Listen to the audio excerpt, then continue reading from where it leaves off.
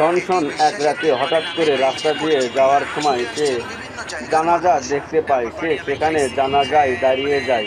জানাজার শেষ মুহূর্তে একজন ওনাকে বললেন, তুমি আমাদের জানাজায় শরিক হয়েছ। আমি জানাজা দেখে শরিক হয়েছি, আমার কর্তব্য। ওখান থেকে একজন এসে আমাকে বললেন, তোমার এত বড় সাহস, তুমি আমাদের জানাজায় দাঁড়িয়েছো। তখন উনি এতটা বুঝতে পারেন নাই। তখন একজন বললেন, তুমি এসেছো আমাদের কাছ থেকে একটা কিছু নিয়ে যাও। হুজুর সাহেব বললেন, আমার কোনো কিছুর প্রয়োজন নেই, আমাকে আল্লাহ সুবহানাহু ওয়া তাআলা সব কিছু দিয়েছেন। তারপর উনি আবারও বললেন, কিছু একটা নিয়ে যাও।